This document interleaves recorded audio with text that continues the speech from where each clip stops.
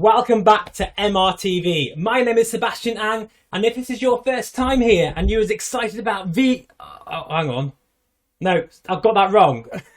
Only kidding, guys. I just want to say, actually, while I've got you here, that I will be part of the MRTV podcast on Saturday. So please tune in at 8 PM UK time. And I'll be joined by Sebastian and of course VR 365 Anthony. He's got a great channel. I'll link his in the description below. And Gary from VR Roundtable. Pretty exciting stuff. Anyway, back to the HP Reverb G2. I think you all know how much I love this headset. I think it's pretty clear on the channel now.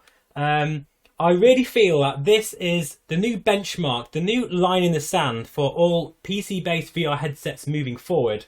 Truly I do, but there are a few things that niggle me. And I'm going to show you in this video my top 5 things I hate about the Reverb G2. Cue the intro. I don't have an intro. Okay, right, we'll just carry on as we are then. Anyway, let's get straight into it. What's the first thing I don't like about this headset? It's a pretty minor point, guys, but it's this cable clip here. I'm not quite sure what happened over at HP Towers that day. Might have been a Friday afternoon, but it's a pretty shoddy job, if I'm honest. And most people that I know, it's snapped. I've been quite lucky. It hasn't snapped on mine yet, but I think one day I'll probably put it on my head and realise that it's fallen off. And I'll have to just use some zip ties. But yeah, bit of a strange design on a £600 headset. I think they could have done a better job of that. So that's my first pet hate of the Reverb G2. Now for number 4, it's the controllers, guys. Now, I'm not going to say tracking's rubbish because it just isn't. I don't care what other YouTube channels are saying. It's actually really good if you use it, you know, for general gaming. If you're flinging it around your head and being a bit stupid with it, if you've got the wrong lighting, then it will break tracking. But so does my Rift S controllers, guys. So seriously, it's fine, especially for flight simulation.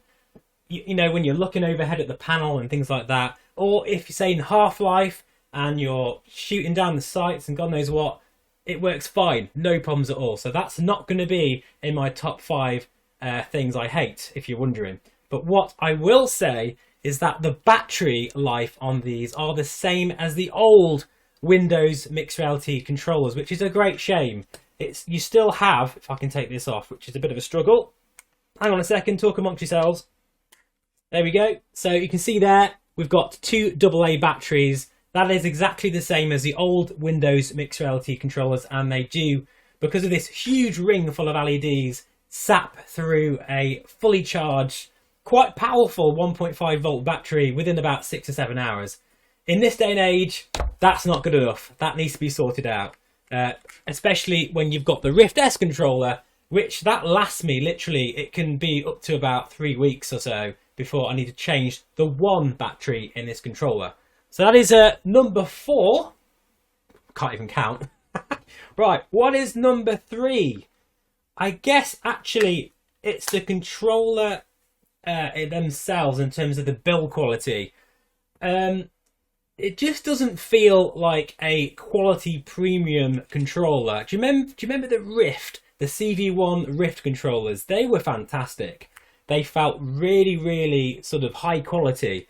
Then the Rift S came along and we were all a bit disappointed with this controller. But actually, if I'm honest, compared to the Rift S controller, these still feel a little bit cheap. It's not the kind of cheap plastic you'd find, say, in the old Windows mixed reality controllers. They're definitely improved. In fact, I've got one somewhere. Hang on a second. So there we are. That's the old style Windows mixed reality controllers of the Reverb G1 and other headsets like the Samsung Odyssey Plus, I believe. And you know what? God, progress is a good thing, guys. This feels really flimsy and just does not feel very nice at all. This is a huge upgrade, without a doubt. So compared to those, this is fantastic. But, you know, the plastic, it just feels a little bit flimsy on that ring. You know, like the Ferrero Rocher sort of packaging, you know, that kind of cheap plastic. Not quite as bad as that, but do you know what I mean? It just has a bit of a plasticky feel. But it's you know, it's not going to cause you any problems at all. And I feel overall it's a nice design, much better than the original Windows mixed reality controllers. But they've still got quite a long way before they compete with the likes of the Quest 2 and the Rift S controllers. Right, what is my third thing that I don't like about the Reverb G2?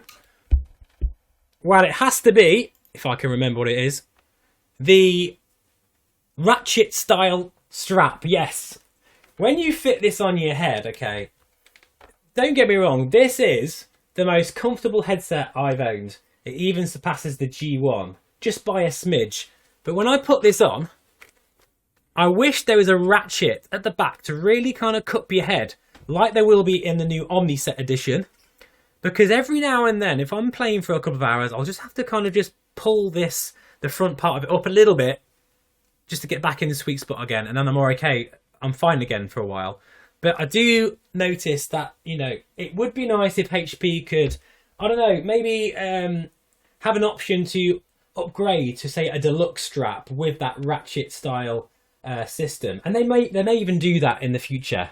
Right, now to my number one pet hate about the Reverb G2, and for this one I'm going to have to bring in Melissa for this. So in 3, 2, 1, and here I am, guys. Nice to see you. Yeah, so the last point is my point, unfortunately, and it's because I've got a small head. Because I've got a small head, it then affects my eyes and my vision. And it's all great having brilliant clarity, but only if it actually fits on your head properly. I'll show you an example, and this is on the smallest setting, and I can just get it on my head. I don't even need to mess around or anything. I can just plonk it on there. See, look. That's so loose, isn't it? And that's that. See, it's a nightmare. Look at how loose that is. And because it's that loose, I've literally got, I can put my finger, I can actually put my finger in between the gap between my eyes, which there should not be a gap there, guys.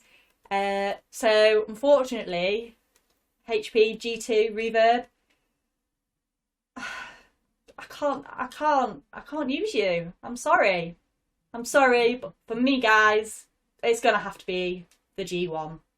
Bye.